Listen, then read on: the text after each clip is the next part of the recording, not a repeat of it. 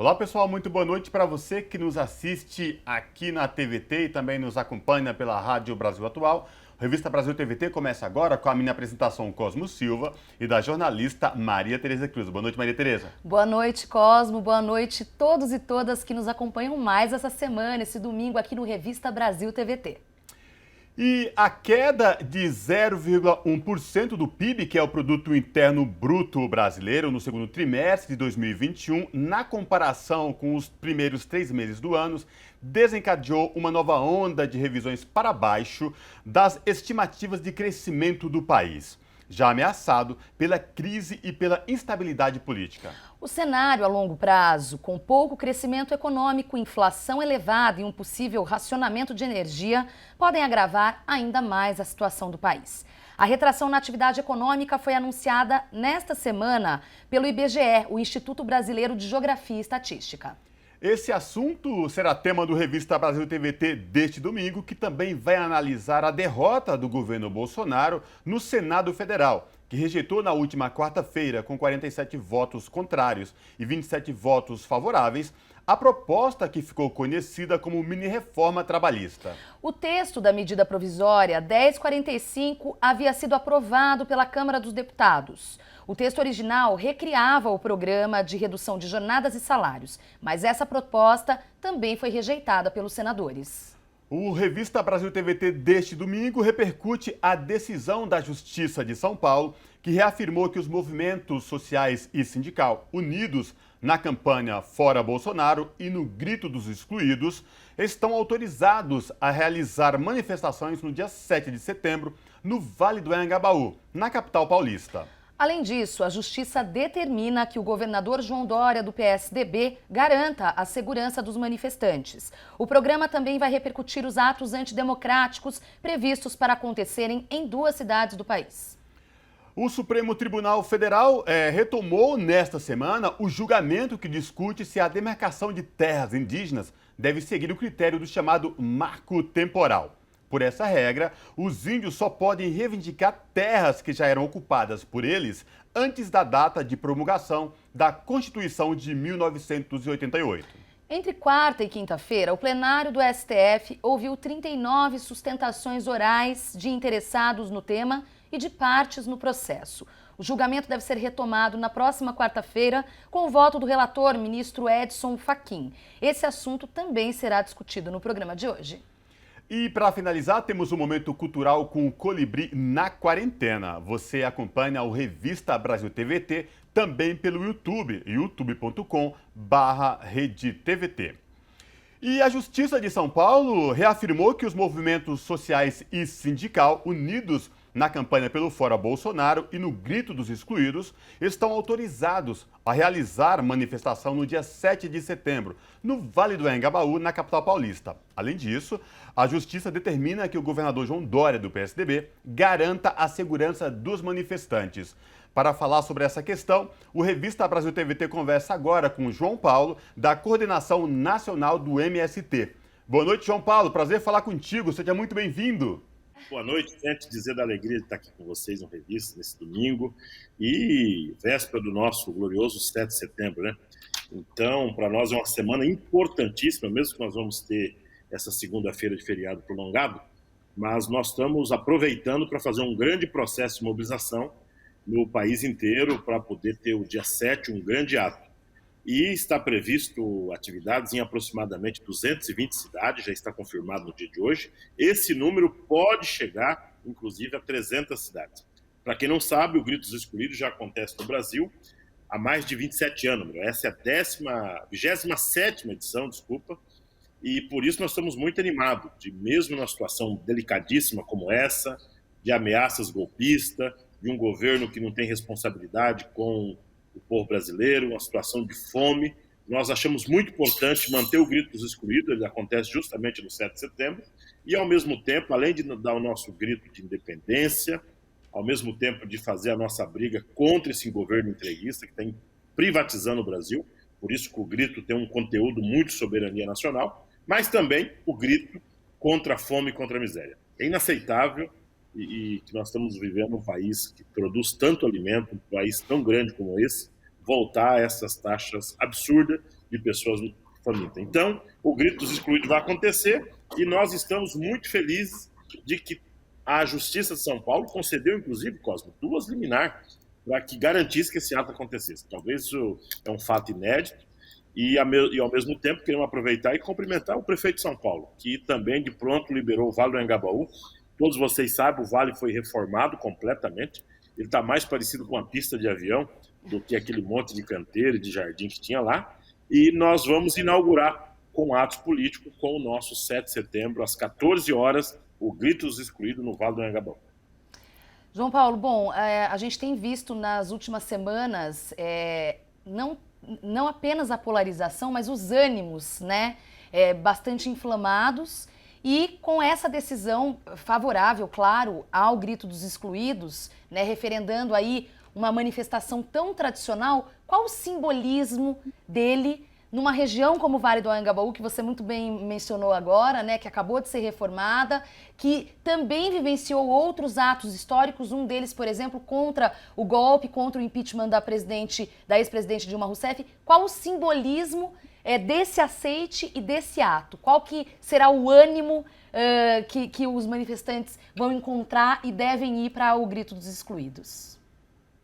Olha, primeiro dizer que nós queríamos fazer esse ato na Avenida Paulista e nós reivindicamos ao governador, fizemos todos os pedidos oficiais para que mantivesse a Avenida Paulista, que é uma região simbólica que tem um centro. E o governador, por uma decisão política, achou melhor passar para fazer o ato do Bolsonaro. Nós respeitamos a decisão do governador, nós respeitamos os manifestantes, porque acreditamos que mesmo que seja um ato com ideias fascistas contra a democracia, mas não cabe a nós, movimento popular, querer causar qualquer tipo de transtorno para aquele ato. Pelo contrário, nós queremos fazer o nosso ato em paz. E para isso, nós escolhemos um local que tenha fácil acesso, que é justamente o cruzamento da linha do metrô, ali próximo à Praça da Sé, e o Vale do Anhangabaú foram os principais palcos de manifestação, tanto na década de 80, na década de 90, e como você bem falou, naquele 17 de abril, ou 16 de abril, quando nós acompanhamos de perto a decisão da Câmara de afastar a presidenta Dilma para começar o julgamento no Congresso sobre o impeachment. Também tivemos os 1º de maio maravilhosos lá, com atividades, com cantoria. Então, é um local conhecido da esquerda, é um local central, e eu não tenho dúvida que vai ser um ato muito bonito. Quero aproveitar aqui a audiência da TVT na cidade de São Paulo, da Rádio Brasil Atual, do Brasil de Fato, para nós convidar todo mundo, convidar famílias, crianças, para levar o seu símbolo. E neste ato, Maria Tereza, nós vamos também fazer doação de alimentos, viu? O movimento sindical está fazendo uma campanha muito bacana de doação de alimentos. Então, quem, inclusive, queira levar algum tipo de alimento para doar para as comunidades, possivelmente, tem 3 comunidades já que a coordenação está sugerindo que receba esses mantimentos. Então, vai ser um ato bonito, é um ato para celebrar a vida, é um ato da defesa da democracia e o melhor, vamos estar junto com o povo brasileiro, com as igrejas, com os padres, com os partidos, com o movimento sindical, que historicamente teve nas manifestações. Estou muito animado e estamos aí no trabalho preparativo para que temos um ato bonito. Viu, Cosmo? João Paulo, antes de eu passar a bola para o Cosmo, você mencionou uma coisa importante sobre a arrecadação de alimentos. Se eventualmente alguém que está nos acompanhando não for conseguir estar no dia 7, há uma possibilidade, algum local para fazer essa arrecadação antes? Na segunda-feira, por exemplo?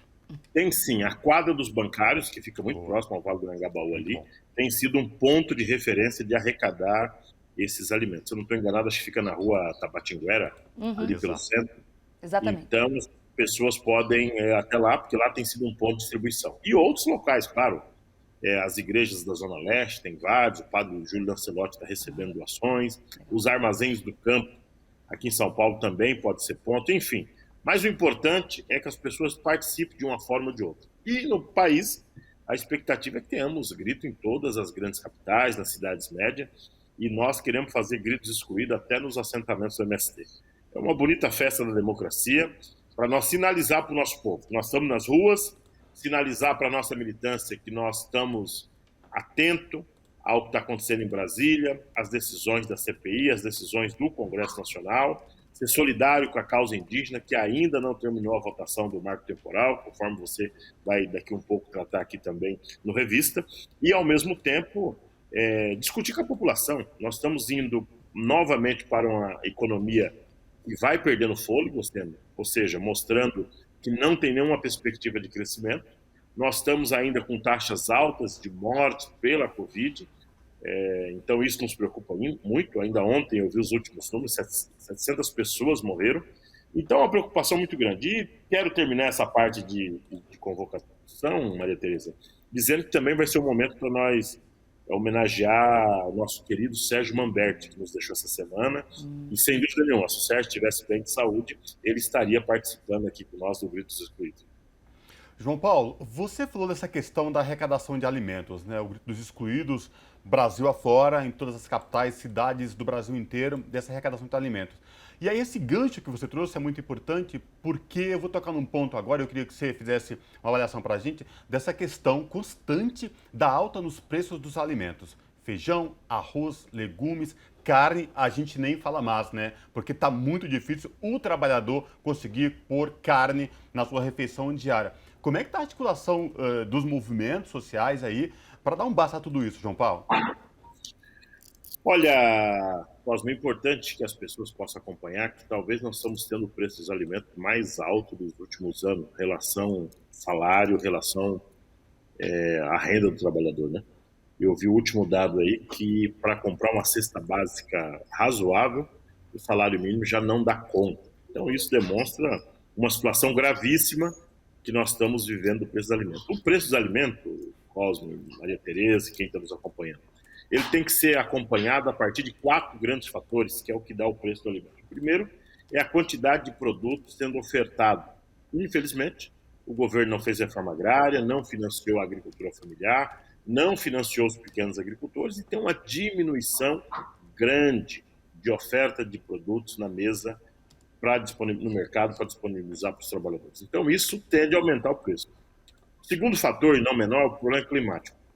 Nós tivemos seca pesada e agora nós tivemos no frio muita geada no Centro-Sul. A nossa expectativa é que nós vamos ter um Natal gravíssimo, viu? Sem produção de milho, que é a base da matéria-prima da alimentação animal. Então, o preço da carne vai lá para as alturas. Os pastos, praticamente todos foram queimados pela geada e toda a produção hortifruti também teve muito problema com a geada e com a seca. Então, isso nos preocupa nesse sentido de nós tentar ver como acha saída para produzir alimento o quanto antes. O terceiro problema é a diminuição da quantidade de hectares plantados. Também acaba afetando muito. E, por último, a concentração dos produtos. Hoje, infelizmente, o agronegócio só produz eucalipto e soja, e não se preocupou em ter uma matriz mais ampla de produção de alimentos para abastecer a mesa do trabalhador. Com tudo isso, resumo, o preço dos alimentos vai aumentar, tem produtos que está chegando a 45% de aumento no último semestre. Então, isso demonstra gravidade e quero chamar a atenção das autoridades que comecem a se preocupar, junto com as organizações que produzem alimento do campo, para nós não ter maiores problemas até o final do ano. E, João Paulo, a gente já está quase se encaminhando para o final da nossa conversa. Queria até aproveitar esse gancho, né, não apenas da produção de alimento, mas especificamente do trabalho do MST, e perguntar para você, a gente já teve inclusive essa conversa aqui, mas nesse momento, às vésperas do 7 de setembro, acho importante novamente sobre os ataques constantes às articulações, a trabalhos como o do MST, uma falta de entendimento, uma falta de compreensão por um lado e também esse acirramento de discursos. Como avaliar tudo isso às vésperas dessa data tão importante, nesse momento tão importante que a gente está vivendo? Olha, nós temos um setor importante do bolsonarista que são desinformados. Então, geralmente não tem acesso à informação, não acompanha o que acontece no país, e por isso é uma situação gravíssima, né, dos ataques. Mas você tem uma outra parcela que é informado e reproduz ódio. E é o que nós acompanhamos aqui em São Paulo com a deputada Janaína Pascoal, que fez uma campanha contrária à distribuição de comida, que o padre Júlio Lancelotti estava falando. A Janaína não é desinformada, ela é do mal. quando ela vem com o seu argumento que o problema do povo de rua em situação de rua em São Paulo é que estão distribuindo comida. E isso acontece com o MST. Essa disputa ideológica de setores da classe dominante que é contra a reforma agrária, que quer atacar o MST e que não percebe a importância não só do movimento sem terra, mas de todos os agricultores num momento como esse. Eu posso estar exagerando, Cosmo, Maria Tereza, mas os agricultores, como o setor da saúde, talvez sejam as duas áreas mais importantes do ponto de vista de garantir que nós passamos por essa crise e com saúde e com alimento, com barriga cheia. Por isso que eu quero aqui aproveitar, mandar um abraço para todos os agricultores, para todos os trabalhadores que trabalham nas empresas, nas pequenas, e a todos os assentados da reforma agrária que têm dado duro para produzir e tem que passar por esse constrangimento diuturnamente por agrupamentos bolsonaristas que coloca fake news para tudo quanto é lado, criando mais embaraço na sociedade do que discutindo o problema como ele está colocado. E, além disso, nós estamos com esse problema de estiagem, que possivelmente, Maria Tereza, além de nós vamos ter o preço do alimento caro, nós vamos ter um aumento no preço da energia e já o preço do gás de cozinha, que isso também aumenta no custo final da cesta básica. É uma situação difícil, por isso que tem um grito dos excluídos. Os excluídos somos nós que temos que denunciar toda essa situação que estamos discutindo aqui com vocês hoje na TVT. Agora, João Paulo, para finalizar agora, de fato, fala para a gente mais uma vez como é que está a articulação do Grito dos Excluídos em todo o Brasil. O Grito dos Excluídos tem uma construção nacional, como eu disse, já 27ª edição dele. O grito, a origem se dá nas comunidades eclesiais de base, nas igrejas, em especial a Igreja Católica como um todo. É uma das atividades da Semana Social da CNBB e conta com a presença e a participação dos vários movimentos populares do campo e da cidade. Aqui em São Paulo, historicamente, nós tivemos gritos dos excluídos em vários pontos. Nós já tivemos ali no Museu do Ipiranga, nós já tivemos várias edições na Paulista, várias edições na Praça da Sé. Também tínhamos a participação frequente no grito de Aparecida, como parte das atividades, e desta vez o grito vai acontecer, então, no Vale do Anhangabaú, ou seja, um local importante. E no país está se construindo, mas a maioria das cidades já definiram, são aproximadamente 200 a 250 atividades que devem ocorrer o grito. Isso pode aumentar. E a turma muito animada, apesar de ser um feriado prolongado, onde parte das famílias quer reencontrar depois da pandemia, mas ao mesmo tempo está todo mundo muito querendo dar o seu grito de fora Bolsonaro, vacina já, auxílio emergencial e por um emprego para todas as pessoas. Essa é a nossa vontade. É isso aí. E com isso, com essa mensagem de resistência, de esperança, quero agradecer mais uma vez a participação do parceiro João Paulo Rodrigues, da Coordenação Nacional do MST, convidando então todos e todas, explicando sobretudo da importância do 7 de setembro, do Grito dos Excluídos e dessa resistência. Obrigada, João Paulo. Eu que agradeço e nos encontramos dia 7 aqui em São Paulo, às 14 horas no Vale do Anhangabaú. Até lá. Até lá. Um abraço. Um abraço. E, pessoal, a queda de 0,1% do PIB, que é o Produto Interno Bruto, no segundo trimestre de 2021, na comparação com os primeiros 3 meses do ano, desencadeou uma nova onda de revisão para baixo das estimativas de crescimento do país, já ameaçado pela crise hídrica e pela instabilidade política. Para repercutir esse assunto, nós conversamos agora com Marilane Teixeira, que é economista, doutora em desenvolvimento econômico e professora e pesquisadora do Centro de Estudos Sindicais e de Economia do Trabalho da Unicamp. Boa noite, professora Marilane Teixeira. Prazer falar com a senhora. Boa noite, Maria Tereza. Boa noite, Cosma. Prazer estar aqui com vocês. Prazer é todo nosso, professora. Já quero começar que a senhora traga para a gente como é que a gente pode interpretar esses dados divulgados pelo IBGE esta semana do Produto Interno Bruto e mais, projetando o que a gente pode esperar daqui para frente, professora. Tá, ok. Bom, os dados, na verdade, não nos causam surpresas, né? Porque nós já havíamos alertado há algum tempo que, dado vamos dizer, a manutenção dessa política de ajuste fiscal, que é a limitação do teto dos gastos públicos, né, nos próximos anos, e a, vamos dizer, falta de capacidade política e de organização deste governo para pensar uma política consistente para sair da crise, o PIB, na verdade, reflete essa condição, né? A economia, nesse segundo trimestre, apresentou um recuo de menos 0,1% na comparação com o trimestre anterior, né, com janeiro, fevereiro e março, sendo que os principais resultados são atribuídos tanto ao setor da agropecuária quanto da indústria, que são, inclusive, no caso da indústria, são setores dinâmicos, fundamentais para a retomada da atividade econômica. E dos 26 segmentos da indústria, 19 apresentaram recuo em setores fundamentais, bens de consumo duráveis, como o setor eletroeletrônico, eletrodoméstico, automóvel, produção de automóveis, mas também a indústria de alimentos.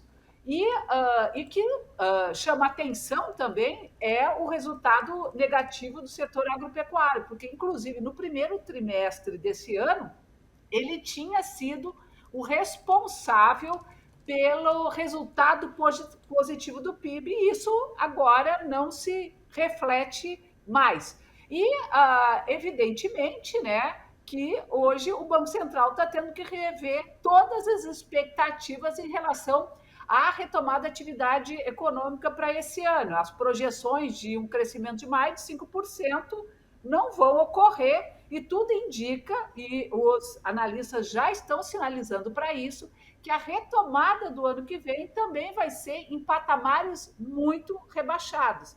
E é importante que não nos esqueçamos que ano passado o tombo foi grande, foi quase 5%. Então, o pouco que se recuperou no final do ano passado e início desse ano, ele não é suficiente para que se volte aos patamares anteriores à pandemia. E pior, hoje o quadro é pior do que era de 2014, por exemplo, em que nós tivemos um ano extremamente positivo do ponto de vista do desempenho econômico. Hoje, nós estamos 3,2% abaixo de 2014, ou seja, dito de outra forma, nós estamos produzindo menos do que produzíamos, tanto como na indústria, comércio, bens, serviços, mais de 3 pontos percentuais em relação a 2014. E isso, bom, não é preciso repetir, é uma verdadeira tragédia, né? Sim, sem dúvida. Professora, eu queria voltar em um dos temas da sua primeira explanação, que é a questão do setor agropecuário, porque no ano passado a agropecuária, o setor, né, do agronegócio, ele estava quase que passando ao largo nos primeiros meses, especialmente, da dita crise causada pela pandemia da Covid-19. E o que a gente está vendo agora, o processo de desindustrialização que a gente já vem vivendo há algum tempo, indica isso, mas da agropecuária também. A que pode se atribuir especificamente essa retração? Não estava crescendo antes? Pois é, exatamente. Eu acho que assim, nós temos vários componentes, né? Acho que tem essa crise que nós estamos vivendo nesse momento também, que é a crise hídrica. Nós também estamos num período de entre-safra, que é uma característica desse momento, né? Desse período do ano, em que ainda não se processa a colheita, né? Produção, e, sem dúvida nenhuma, um recuo, provavelmente, também nos resultados das exportações, que era o que alavancou, inclusive, o resultado positivo dos primeiros meses desse ano. Foram as foram as exportações, né? Porque nós temos um contexto internacional de crescimento da demanda por esse tipo de produtos, as commodities industriais e as commodities agrícolas. E o Brasil está cada vez mais, digamos que, se especializando nessa área. Estamos reprimarizando, estamos voltando a décadas anteriores, né? Quando a gente já supunha que tivesse, de certa forma, superado esse momento e já estivéssemos um momento de um processo de industrialização mais acelerada. Não. Então, evidentemente, qualquer flutuação no mercado internacional em relação à compra desses bens, dessas commodities, ela impacta diretamente no nosso desempenho econômico. Ou seja, nós estamos completamente reféns e dependentes da dinâmica imposta pelo mercado internacional. Professor, essa semana o governo federal entregou a projeção do orçamento, né, para o próximo ano e a projeção de 2,51 de crescimento. Qual a sua avaliação sobre isso? Estamos muito otimistas? A equipe econômica está muito otimista? O que a senhora acha de tudo isso? Bom, isso não cobre nem a inflação, né? Porque pelo pelo que foi aprovado em final de 2016 no governo Temer, foi de enrijecer as regras fiscais.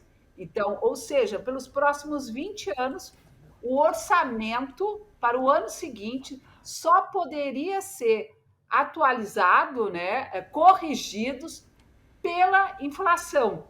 Então, não tem absolutamente nenhum aumento real. Então, e está se projetando para esse ano uma expectativa de inflação de mais ou menos em torno de 9%. Só o INPC acumulado até agora, o último mês, considerando os últimos 12 meses, está em 9,85%. O IPCA está em 8,99%, que é justamente aquela em que é indexado aí o orçamento, né? O orçamento é corrigido com base na expectativa do IPCA. Então, nós temos um quadro muito difícil para o próximo ano, porque tudo indica que o orçamento que foi enviado no dia 31 para o Congresso sequer repõe a inflação.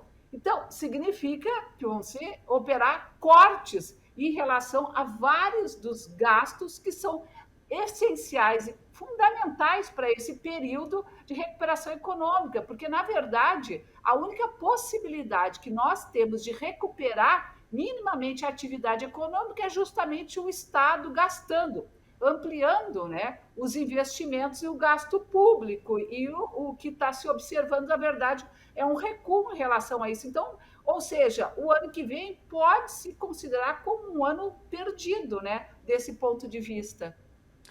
Ainda sobre isso, essa semana eu costumo brincar que tem umas notícias não notícias, né? Essa semana pipocou na imprensa de uma forma geral a retração do desemprego, né? Até eu li a manchete e me chamou a atenção, porque, né, enfim, é o contrário. Bom, mas o que eu quero falar com você, professor, é o seguinte, ao mesmo tempo tem pesquisas que indicam que a gente só vai voltar nos patamares de desemprego de antes da pandemia, que já vinha ruim, em 2023.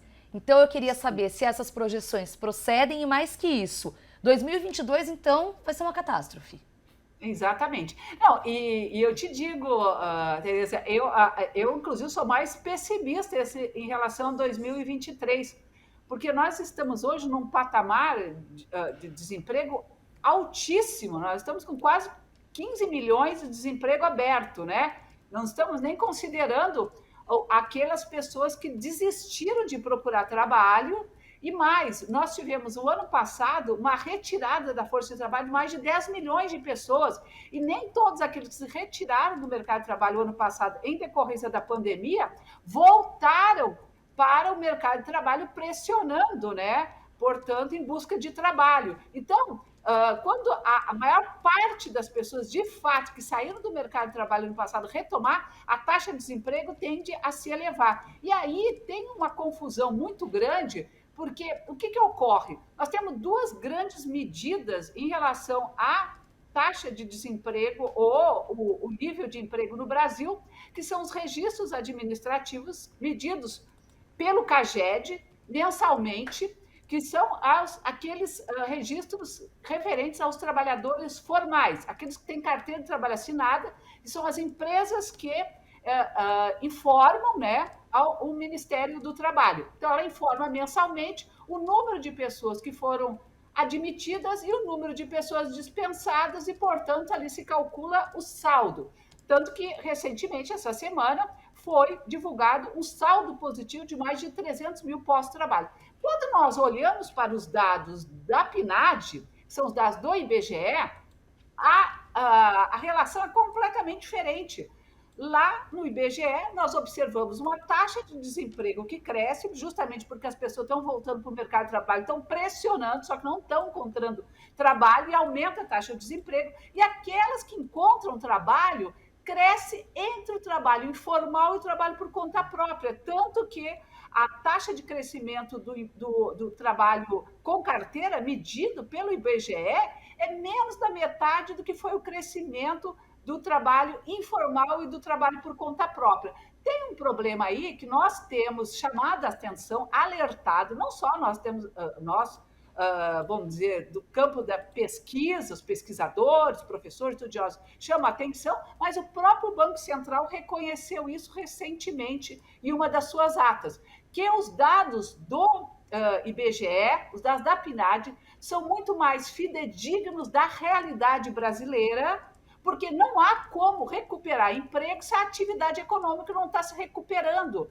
Isso é absolutamente, não tem possibilidade nenhuma, né? Isso seria um paradoxo, né? O emprego recupera e a atividade econômica não. É quando a atividade econômica se recuperar que, de fato, o emprego vai se recuperar. E aí eu te digo o seguinte, por que eu acho que até 2023 nós não teremos uma retomada do emprego? Porque nós vamos estar operando em 2023 com orçamento aprovado em 2022, um orçamento que foi encaminhado pelo governo em 2022.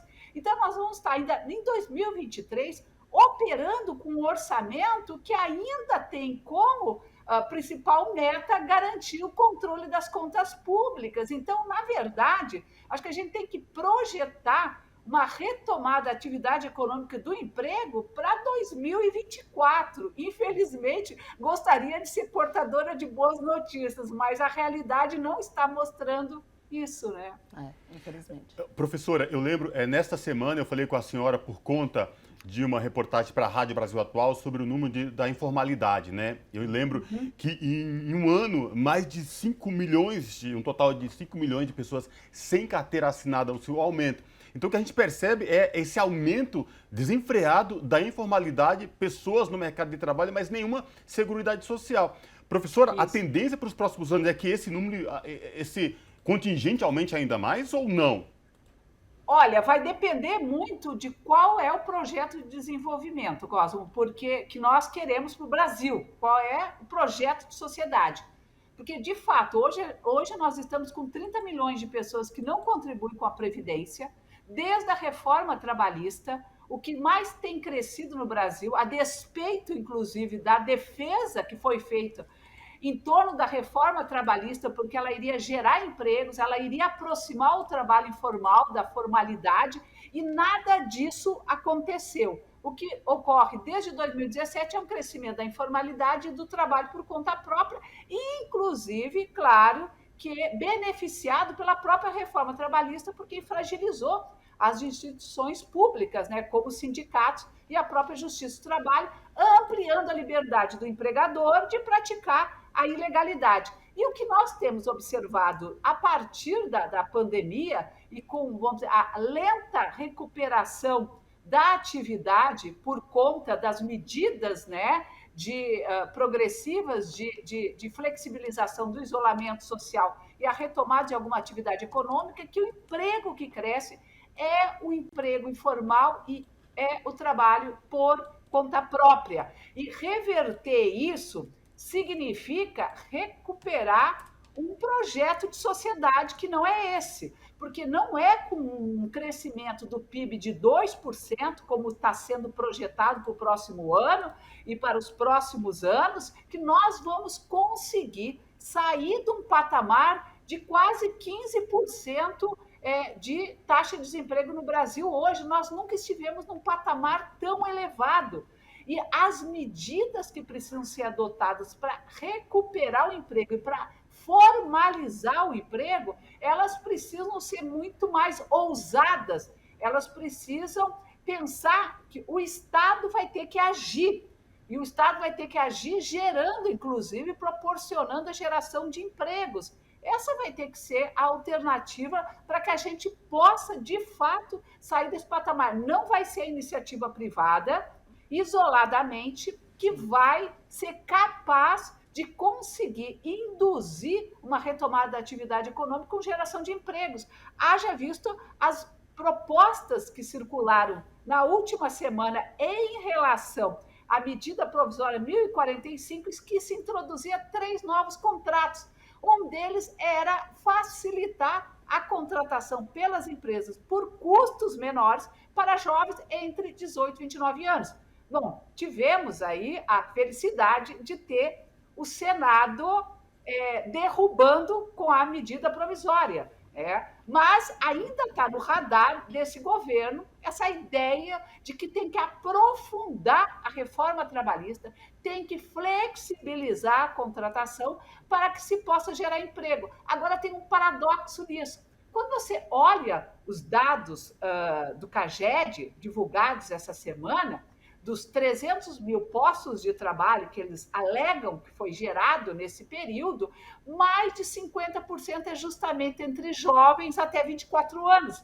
Bom, não é o problema de gerar emprego, não é entre os jovens. Na verdade, o que se estava propondo com a medida provisória 1045 era substituir trabalho com direitos, com proteção, por trabalhos mais precários. E aí eu queria só alertar uma coisa que eu esqueci de comentar, quando eu comecei a falar sobre as diferenças metodológicas entre o registro administrativo CAGED e a PNAD, porque nós estamos questionando os dados do CAGED. Primeiro, porque teve uma mudança bem significativa na metodologia de como captar os registros administrativos, né? Pelo CAGED. Se introduziu em 2019 o e-social. É uma metodologia diferente, ela passou a captar um certo tipo de trabalho que antes não era. Por exemplo, o prestador de serviço, ele entra para o cálculo do CAGED, antes ele não entrava. O trabalho, por exemplo, temporário. Então, digamos que a nova metodologia inclui novas formas de contratação que antes não estavam previstas. E aí tem um outro aspecto também que nós queremos chamar a atenção, é que provavelmente tem um certo, tem um certo retardo entre a dispensa do trabalhador, da empresa, da trabalhadora, e a informação desse dado pela empresa para o CAGED. Então, o que acontece é que os dados de desligamento que o governo divulga pelo Ministério do Trabalho provavelmente estão subestimados justamente por esse deadline, né? Esse período aí, essa defasagem aí entre o momento da dispensa e a informação, criando uma falsa ideia de que o mercado de trabalho está bombando e que só esse ano nós teríamos gerado no Brasil 1,5 milhão de pós-trabalho. Gente, é só ir na rua, é só frequentar os grandes centros para se perceber que absolutamente não tem nenhuma possibilidade de que esse ano nós tenhamos conseguido gerar 1,5 milhão de pós-trabalhos formais, né? Muito bom. Infelizmente, nosso tempo se esgotou. Queria ficar aqui com a professora mais tempo, mas quero agradecer demais Marilane Teixeira, economista, doutora em desenvolvimento econômico, professora e pesquisadora do Centro de Estudos Sindicais e de Economia do Trabalho da Unicamp. Professora, muito obrigada e até uma próxima oportunidade. Muito obrigada, Maria Tereza. Muito obrigada, Cosmo. Foi um prazer poder colaborar com o programa e estou sempre à disposição. Um abraço para todos e todas que estão nos acompanhando. Valeu, abraço, um professora. Abraço. Pessoal, o Supremo Tribunal Federal retomou nesta semana o julgamento que discute se a demarcação de terras indígenas deve seguir o critério chamado do marco temporal. Por essa regra, os índios só podem reivindicar terras que já eram ocupadas por eles antes da data de promulgação da Constituição de 1988. Entre quarta e quinta-feira, o plenário do STF ouviu 39 sustentações orais de interessados no tema e de partes do processo. E agora a gente vai conferir o vídeo Demarcação Já, feito por mais de 25 artistas em homenagem aos povos indígenas em 2017. Só para vocês verem como a luta é antiga.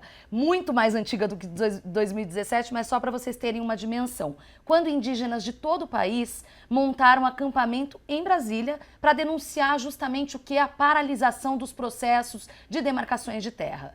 Hoje o que a gente está vendo, os indígenas voltando a Brasília para defender o direito à terra e, sobretudo, o direito à vida dos povos originários. Ou seja, a luta em defesa dos direitos segue urgente e necessária. Vamos ver.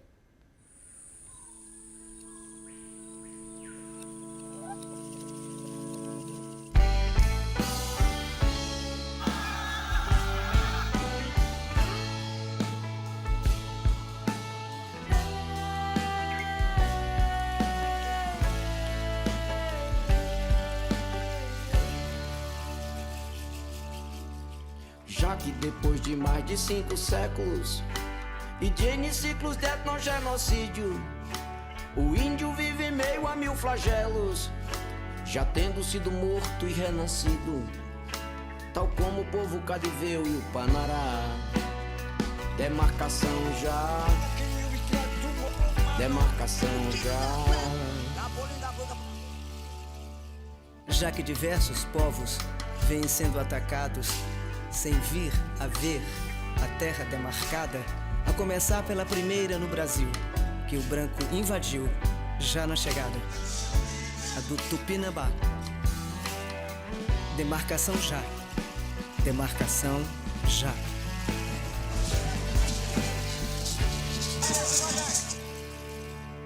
Já que tal qual as obras da Transamazônica, quando os milicos os chamavam de silvícolas, hoje o projeto de outras obras faraônicas, correndo junto da expansão agrícola, induz ao indicídio, vide o povo Caiová.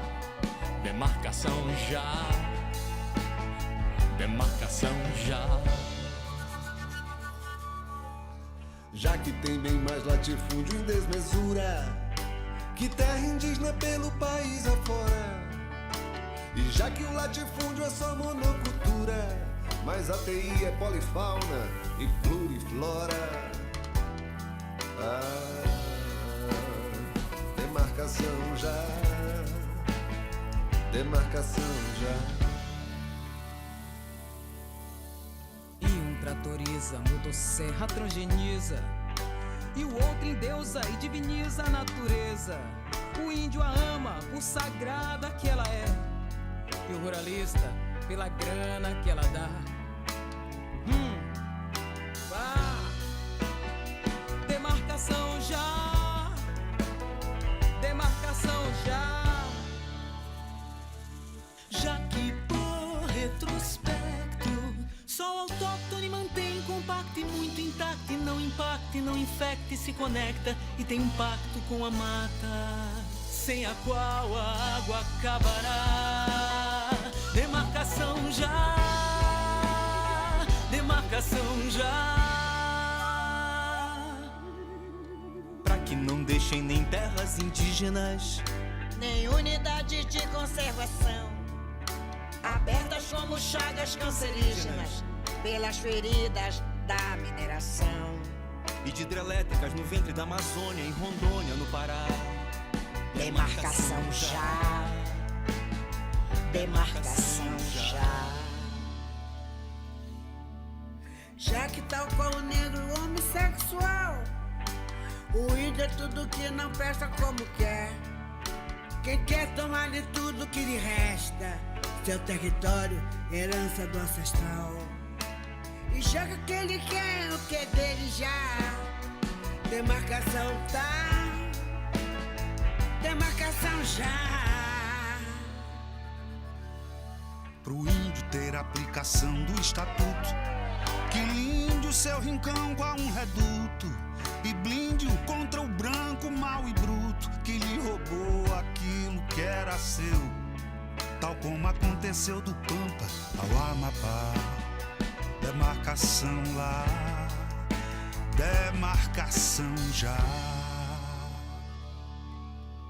Já que é assim que certos brancos agem, chamando-os de selvagens se reagem, e de não índios se nem fingem reação à violência e à violação de seus direitos de Humaitá ao Jaraguá.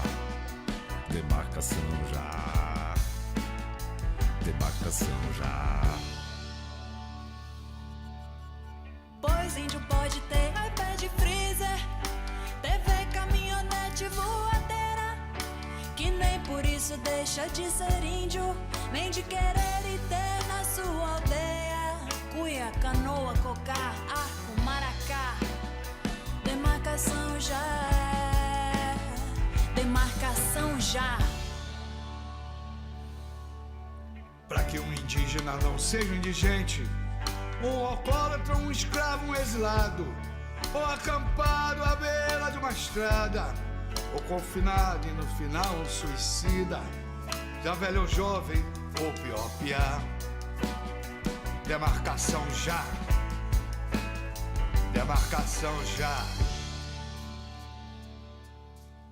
Por nós não vermos como natural a sua morte sociocultural, em outros termos, por nos condoermos e termos como belo e absoluto seu contributo do tupi ao tucupi, do guarani ao guaraná. Demarcação já, demarcação já.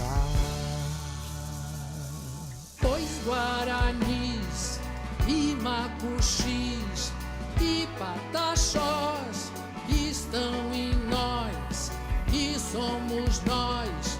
Pois índio é nós, é quem dentro de nós a gente traz, aliás, de Caiapós e Kaiowás, somos xarás, xará. Demarcação já, demarcação já. Pra não perdermos com quem aprender a comover-nos ao olhar e ver as árvores e pássaros e rios, a chuva, a rocha, a noite, o sol, a arara e a flor de maracujá.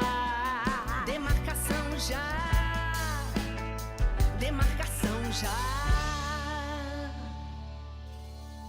Pelo respeito e pelo direito, a diferença e a diversidade de cada etnia, cada minoria, de cada espécie da comunidade, de seres vivos que na terra ainda. Demarcação já, demarcação já.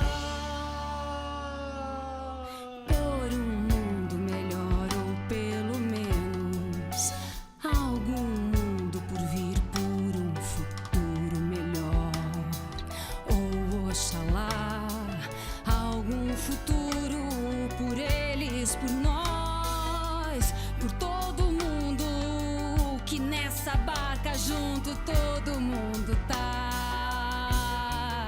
Demarcação já, demarcação já.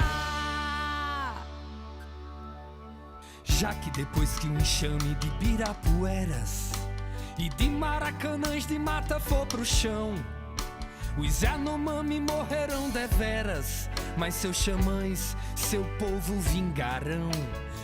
E sobre a humanidade o céu cairá. Demarcação já, demarcação já. Já que por isso o plano do Krenak encerra, cantar dessa pra suspender o céu. Indígena sem terra é todo sem a terra, é toda a civilização ao léu, e ao Deus dará. Demarcação já, demarcação já. Sem mais embromação na mesa do palácio, nem mais embaço na gaveta da justiça, nem mais demora, nem delonga no processo, nem retrocesso, nem pendenga no Congresso, nem lenga-lenga, nem nem blá, blá, blá. Demarcação já, demarcação já. Pra que nas terras finalmente demarcadas, ou autodemarcadas pelos índios, nem madeireiros, garimpeiros, fazendeiros, mandantes, nem capangas, nem jagunços, milícias, nem polícias os afrontem. Pra demarcação ontem, demarcação já. E deixa o índio, deixa os índios lá.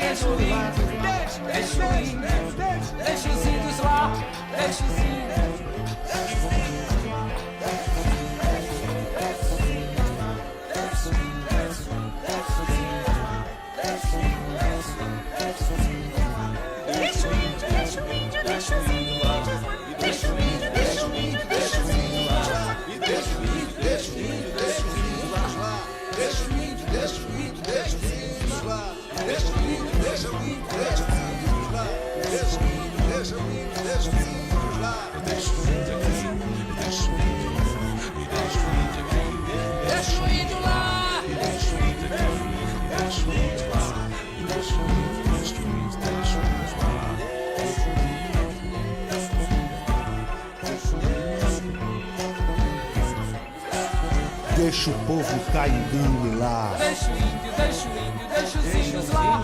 Deixa o índio, deixa o índio, deixa os índios lá. Deixa o índio, deixa o índio, deixa os índios lá. Deixa o índio, deixa o índio, deixa o índio lá. Deixa o índio, deixa o índio, deixa o índio, deixa o índio, deixa o índio.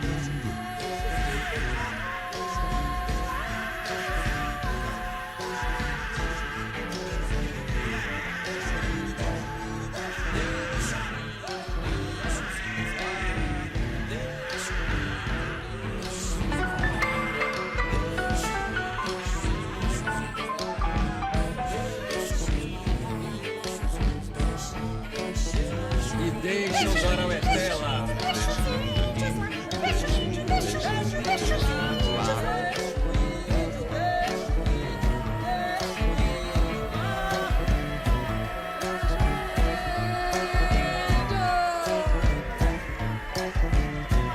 Deixa o índio.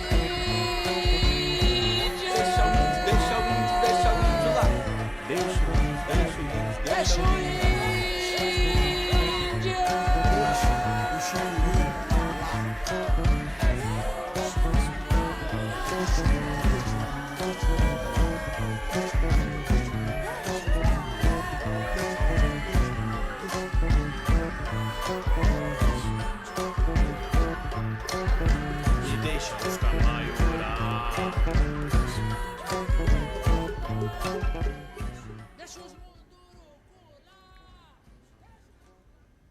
E com esse vídeo fortíssimo, demonstrando aí a resistência dos povos indígenas e extremamente atual, diga-se, né? Acho importante salientar. O Revista Brasil TVT vai para um breve intervalo e volta já, não saia daí.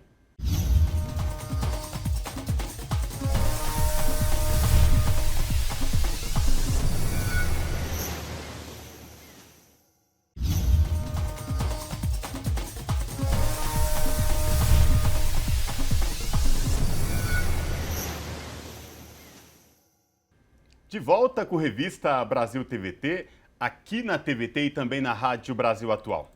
Pessoal, o Senado Federal rejeitou na última quarta-feira, com 47 votos contrários e 27 votos favoráveis, a proposta que ficou conhecida como mini-reforma trabalhista, derrotando o governo de Jair Bolsonaro.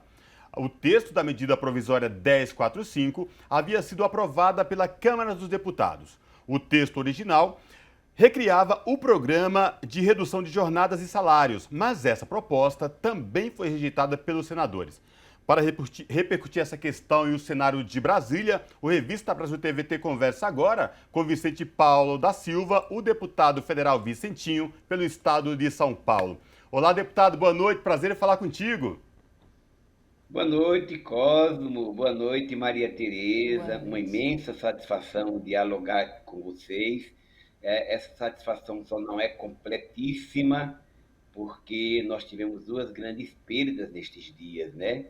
A dona Maria Bueno de Moraes, no dia que ela completou 103 anos na Vila São José, em São Bernardo do Campo, faleceu.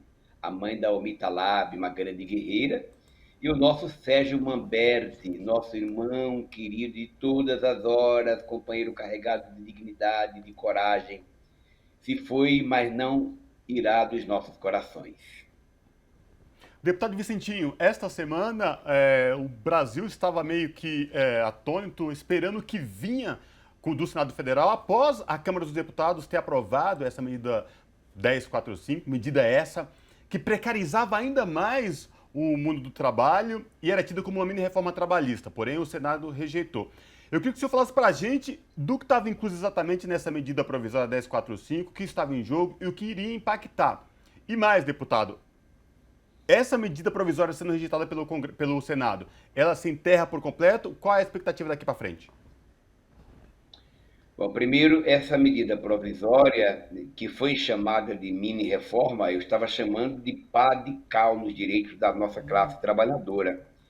Porque é uma medida provisória que, em nome da modernidade mentirosa, em nome de geração de emprego também mentirosa, eles apresentaram um projeto que atende exatamente aos interesses dos piores empresários, daqueles que não querem pagar direitos. Portanto, havia ali uma previsão até de trabalho sem carteira assinada, do jovem entrar no trabalho em condição precarizada. Quem não se lembra como era bonito, a satisfação que dava quando um de nós, jovem, que terminava um cursinho do Senai, que ia para a fábrica, conseguiu emprego com todos os direitos assegurados, como o 13º, fundo de garantia, aviso prévio. Essa medida provisória previa, inclusive, a contratação sem carteira assinada. E essa medida provisória mexia no relaxamento e na possibilidade de aumentar a jornada de trabalho de várias categorias, de vários profissionais, que têm uma jornada diferenciada por causa da sua excepcionalidade. Por exemplo, os bancários, que lidam com tensão permanente, porque atuam com dinheiro, atuam ali arriscado de se combater, de se contaminar com o coronavírus. Se desaparece qualquer dinheiro, eles têm que dar conta. É uma coisa muito difícil. Daí a compreensão da jornada especial deles, não é? Também mexia numa coisa que estava ferindo a Constituição brasileira, que era a possibilidade de pagar a hora extra com um valor menor do que a própria hora extra prevista na Constituição. Aliás, já estava aqui, com o auxílio da nossa assessoria técnica, pronto para entrar com uma ação, na medida que esse projeto fosse aprovado, como eu vou entrar no caso dos Correios, fosse aprovado, porque mexer na Constituição não é através de medida provisória, nem de projeto de lei comum, seria através de uma PEC com um quórum muito mais qualificado. Mas aí, felizmente, o Senado, daí eu quero refletir com vocês o papel que hoje os senadores têm exercido, muito mais comprometidos com o Brasil, tem muito mais número do que a própria Câmara. Vocês já pensaram se essa CPI que está hoje sendo realizada no Senado fosse realizada pela Câmara? Tudo já tinha sido encoberto. Aliás, nem se conseguiu as assinaturas necessárias. Mesma coisa foi essa decisão que o Senado tomou. Como o Senado reprovou o projeto, nesta Constituição, esse projeto não pode mais ser nesta legislatura, esse projeto não pode mais ser reapresentado. Só poderá ser reapresentado se os deputados insistirem, também com um quórum qualificado, em reapresentar. Mas não será uma coisa fácil. Vamos ficar atentos a isso. Não é? Eles também fizeram isso na questão do projeto Assis Carvalho, que é para a agricultura familiar, para a comunidade indígena, para os quilombolas, os ribeirinhos, para os feirantes. Voltamos, reapresentamos e o projeto já foi para o Senado. Esperamos que não só o Senado aprove, como o presidente da República sancione, porque se ele vetar, será a segunda vez. Isso é grave. Aliviado a gente fica aqui, Cosmo, quando a gente aqui aprova uma PEC. Aprovar uma PEC, aí sim o presidente não pode nem mexer, porque esse projeto é feito, aprovado e promulgado pelo próprio Congresso Nacional, como foi o caso do Fundeb, uma grande conquista para todos nós. Sem dúvida. Deputado, queria ainda sobre esse arquivamento da medida provisória, especificamente qual a leitura política possível? Ou seja, o quanto Bolsonaro sai mais uma vez enfraquecido na avaliação do senhor? Bom, primeiro, lembrar que o Bolsonaro não tem nenhum projeto para o Brasil. Tanto é que aonde ele vai, ele só usa o argumento da violência, não é? Ele só usa o argumento do uso das armas, rifle contra o feijão, ele só usa o argumento ideológico contra o próprio presidente Lula, contra os partidos progressistas, em especial o PT, que vem crescendo a cada dia nas pesquisas e no coração do nosso povo. Ele, na verdade, é ventrículo dos piores interesses econômicos do Brasil e do mundo. Quando ele mexe nos Correios, por exemplo, uma empresa lucrativa, mais de 300 anos, 358 anos, que uniformiza o Brasil, atinge a todo o país nas regiões mais carentes. Quando ele faz isso, é porque ele é o instrumento do interesse desse povo. Quando ele adota posturas para facilitar a vida dos poderosos, é porque ele age dessa maneira. Nesse sentido, ele teve, inclusive, 2 derrotas, na minha opinião. Uma delas foi essa, e a outra foi quando a gente conseguiu, depois de uma luta intensa. É uma história do nosso partido, que é a cobrança de tributos sobre lucros e dividendos. São milhões e milhões que as pessoas ganham e não pagam sequer R$1 de imposto. E também o reajuste da tabela do imposto de renda. Não é tudo, mas é um salto de qualidade, não só mexer na prateleira para mudar o local da produção, mas ali traz um pouco de justiça. E nesse caso da reforma, por isso que o Guedes reagiu muito, a derrota foi muito grande. E o Senado, pelo menos por enquanto, deu um recado que não vai aceitar tudo que eles querem. Claro que lá está cheio de bolsonarista. Claro que lá os progressistas não são maioria, mas muitos senadores têm agido de maneira muito coerente. E é isso que eu quero me manifestar. Eu acho que a derrota para ele foi muito grande. Foi tão grande que o Guedes reagiu, dizendo que foi um tremendo erro. Para quem? Para os objetivos dos grandes grupos econômicos. Eu não tenho dúvidas disso.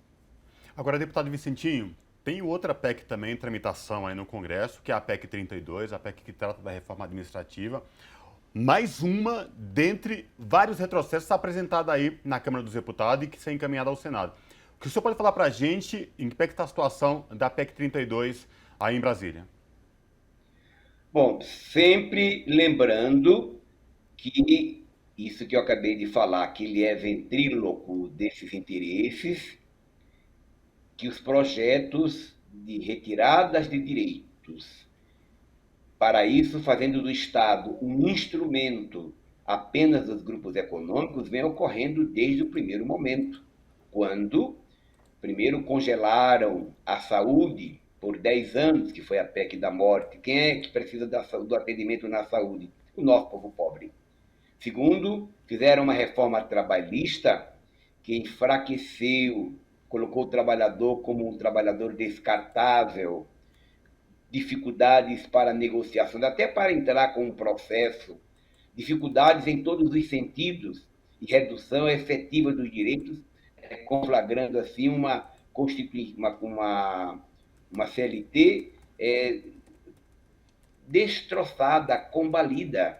Eu quero dizer aqui, Cosmo e Maria, que eu sou, Deus me livre de ditadura militar, Deus me livre, até porque eu fui caçado por ela, o Lula foi caçado por ela, o Lula foi preso por ela, eu fui condenado à prisão por ela, e vários companheiros nossos. Nós não queremos, outros perderam a vida, foram torturados. Mas nem a ditadura militar ousou mexer na retirada de direitos dos trabalhadores, no caso da CLT. A mesma coisa com a Previdência Social. Hoje, os jovens que não sabiam, que não acompanham, é o efeito retardado da bomba que vem depois, não conseguirão mais se aposentar, pessoal, pela reforma que lá aconteceu. Pois bem, não satisfeitos, sabendo que o Estado brasileiro, como o Estado de qualquer nação, é o maior patrimônio, esses algozes, esses urubus, estão de olho no patrimônio público, permitido pelo Estado. Assim, foi a entrega do pré-sal, assim foi a entrega da Eletrobras, assim foi a entrega dos Correios, assim será a entrega de um dos bancos, provavelmente o Banco do Brasil, assim será a entrega, inclusive, da empresa brasileira, da EBC. E, no caso da PEC 32, a coisa se agrava mais ainda, porque, se aprovada essa PEC como eles querem, a primeira coisa que eles fazem é ferir os princípios da administração pública, da impessoalidade, do papel que o Estado deve ter como porto seguro da sua nação, é assim que está na Constituição, da segurança dos direitos. Eles vêm com a sede avassaladora pior do que o Centrão em 1988. Eu era presidente do Sindicato dos Metalúrgicos na época, Lula era nosso deputado constituinte, e nós lutamos muito para garantir uma Constituição cidadã, e de fato ela é a melhor já conquistada até hoje, moderna e referência para o planeta, inclusive. E naquele tempo, quando se buscou incluir os direitos sociais na Constituição, foi para garantir que efetivamente o Estado tenha e dê essa proteção à nossa gente em todos os aspectos, sobretudo nos artigos do 5º ao 17, que trata das garantias e direitos fundamentais do povo brasileiro. Eles não queriam. O José Sarney, presidente na época, usou a rede de televisão para dizer que colocar cláusulas sociais, direitos sociais na Constituição seria engessar o Brasil e acabar com o Brasil. 2, 3 dias depois, Ulisses Guimarães foi à televisão e falou que o que acabava com o Brasil era a fome, a violência, o preconceito, o assassinato de índios e assim por diante. Então, o Centrão da época conseguiu colocar uma emenda dizendo que a Constituição deveria ser reavaliada 5 anos após, que eles queriam retirar esses direitos. E aí veio a história do Collor de Mello, todo mundo se entreteu no debate do Collor de Mello, passou os 5 anos, não mais avaliou. E de lá para cá, eles vêm tentando tirar. Por isso que hoje, esta PEC, ela tem este objetivo: desfigurar o papel do Estado. Quando eles vão dizer claramente que não é obrigação do Estado a saúde ou a educação, que tem muitos parceiros privados que podem ajudar. Eles vão dizer que não é mais necessário estabilidade do servidor público. Por quê? Porque eles podem colocar quem eles quiserem, podem encher prefeituras, presidência, governadoria de cabos eleitorais sem necessariamente terem as mesmas capacidades técnicas. Quando a gente defende a estabilidade do servidor e da servidora, é porque, primeiro, ele fez concurso, fez por merecer. Segundo, O atendimento ao público independe deste ou daquele governo, independe desta ou daquela política de governo. É o atendimento à nossa gente. Não à toa que eles são chamados de servidores públicos, servidores, para servir ao nosso povo e principalmente aqueles que mais precisam. Eles, portanto, se continuar com esta intenção, é tão grave o negócio que eles vão transformar o Estado brasileiro numa grande agência de interesses econômicos nacionais e principalmente internacionais. Isso é mais grave do que a gente possa imaginar. E eu estou falando disso porque tem gente que fala, não, porque servidor tem privilégio, o servidor público tem... A maioria dos servidores públicos ganham muito pouco. Quem ganha alto salário são os juízes, são os procuradores, mas são aqueles cargos típicos típicos de carreiras típicas de Estado. Então, nesse sentido, eles querem acabar exatamente com essa possibilidade, e mais ainda, não é só isso. Eles querem ter o direito de decidirem por conta própria deles quem deve mandar, quem deve ser demitido ou não. E não o sistema previsto que dá direito de defesa plena de um servidor, porque o servidor, pessoal, tem estabilidade, mas ele pode ser demitido mesmo com estabilidade, desde que não siga os critérios, os compromissos, que não cometa crime de responsabilidade, tudo lá está previsto. É apenas para fazer do Estado o grande instrumento dessa sanha criminosa do sistema capitalista. É isso que o senhor falou, deputado, é bem importante sobre o exemplo que se pega para criticar, né, o funcionalismo público, que são os supersalários, e não é o que é a maioria, não é o que é a grande massa, por assim dizer, dos servidores públicos, como muito bem explicado pelo senhor, tão importante. Infelizmente, nosso tempo acabou, deputado, mas quero agradecer demais o deputado federal Vicentinho, deputado do PT de São Paulo. Muito obrigada pela participação aqui na TVT. Até uma próxima oportunidade. Muito obrigado. Eu só queria concluir dizendo o seguinte, bem rapidinho, para não ocupar o tempo também, que eu sei que existe. Tudo isso colocado aqui é para que as pessoas reflitam na hora do voto. A maioria dos deputados que estão no Congresso Nacional é uma maioria traidora do nosso povo.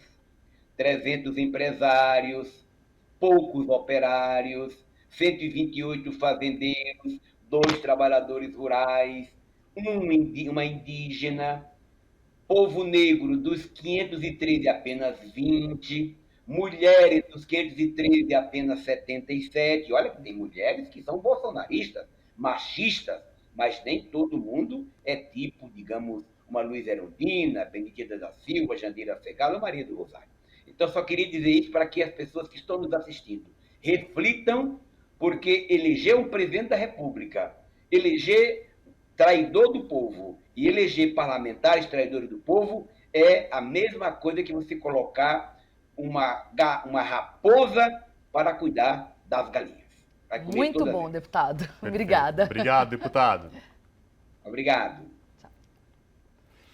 Pessoal, em pronunciamento na abertura da sessão de quinta-feira, a última antes do feriado da Independência, o presidente do Supremo Tribunal Federal, ministro Luiz Fux, dirigiu um recado claro aos manifestantes que pretendem ameaçar a democracia no país. No pronunciamento, o magistrado dirigiu-se a Jair Bolsonaro indiretamente, mas foi explícito ao falar em paz. Para repercutir essa questão, nós conversamos agora com Eleonora de Lucena, criadora e editora do site Tutameia. Boa noite, Eleonora de Lucena, seja muito bem-vinda, prazer em falar contigo. Boa noite, muito obrigada pelo convite, é um prazer estar aqui conversando com vocês nesse momento tão grave que a gente está vivendo. Pois é, Eleonora, tão grave, tão delicado, à medida que se aproxima aí o 7 de setembro, com convocatórias aí, particularmente em 2 cidades, São Paulo e Brasília, para esses atos, considerados atos esses antidemocráticos, porque afrontam o Supremo Tribunal Federal e as instituições. Eu queria que você trouxesse um panorama para a gente desses atos que estão previstos para acontecer aí no 7 de setembro, tidos como antidemocráticos. Bom, esses atos estão sendo convocados pelo presidente da República, né, o arrepio da lei. Mais uma vez, ele está agindo para gerar caos, para gerar violência. São atos de provocação à democracia, de provocação às instituições. São atos que devem ser repudiados, né, por todos os democratas no Brasil.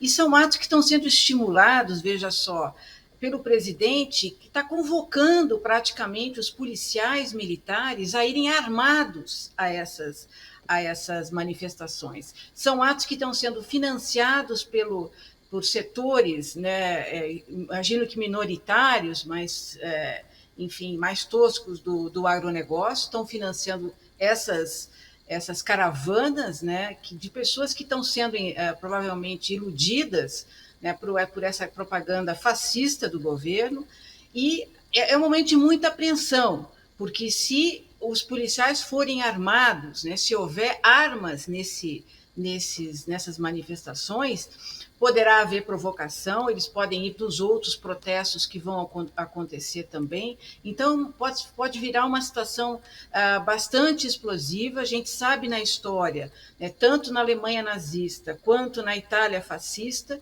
que essas coisas aconteceram. Quer dizer, houve movimentos para provocar o ódio, provocar violência, né, provocar mortes, né? E no limite, eu acho que é isso que o governo quer, é isso que o Bolsonaro quer, a confusão, o caos, né? E ele está fazendo desse 7 de setembro, que deveria ser uma data de comemoração, de paz, de confraternização, está transformando numa data de ódio, né, que vai totalmente contra aos princípios nacionais, totalmente contra, enfim, aos brasileiros, os movimentos populares, a população. Quer dizer, é um ato bastante... são manifestações bastante preocupantes que vão contra a democracia e devem ser repudiadas. E a gente espera que, tanto na área da justiça, né, no Ministério Público, haja ações para coibir momentos mais tristes nesse momento. Sem dúvida. Eleonora, queria tratar contigo sobre a resposta, de certa forma, ou a declaração que Jair Bolsonaro deu na última sexta-feira.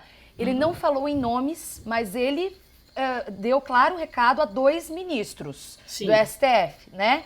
Acho que Alexandre de Moraes e Fux, talvez, né? Enfim, imaginamos. E falou até que vai jogar fora das 4 linhas da Constituição se achar necessário e usou a palavra ultimato. Qual a avaliação dessa narrativa?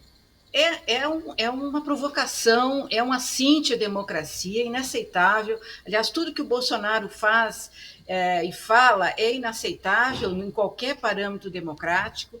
Ele está sentindo que ele vai perder a eleição, e por isso ele está indo cada vez mais para o confronto, está indo para a violência, né? Ele está vendo que vários setores que o apoiaram, inclusive sustentaram o seu governo até agora, começam a buscar pelo menos distanciamento. A gente está vendo setores do empresariado, né, insatisfeitos, ainda que com muitas rachaduras, há setores que se pronunciaram, inclusive do agronegócio, contra a movimentação antidemocrática, né? A gente sabe que que a situação está pior, né? A gente tem fome, a gente tem inflação alta, iminência de uma crise hídrica, desemprego preocupante. A gente acabou de ver o dado do PIB que saiu nessa semana passada, né, frustrando.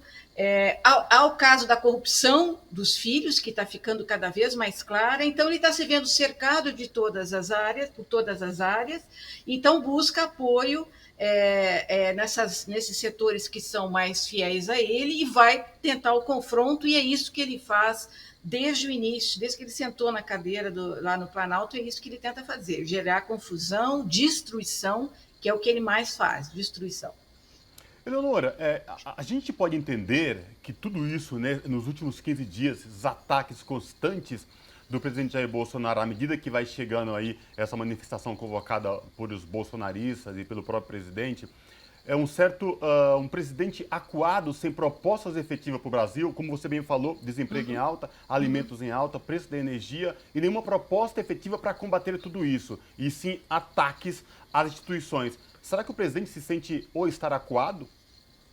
Ele se sente acuado, como eu disse, ele está perdendo os apoios, ele não tem proposta, ele não tem ideia de construção, ele não tem ideia para sair da crise, pelo contrário, tudo que ele faz é para aprofundar a crise, é para provocar mais desemprego, mais instabilidade, né? Ele está fazendo uma série de propostas que vão contra o interesse da maioria da população, está sendo derrotado em algumas delas, quer dizer, é uma posição, né, muito ruim, e a gente espera que logo a gente possa se livrar dessa figura lamentável da história brasileira, porque tudo que ele faz é contra o Brasil, é contra os interesses populares, é contra os empresários, inclusive, que apoiam ele em alguma medida, mas que no longo prazo vão perder.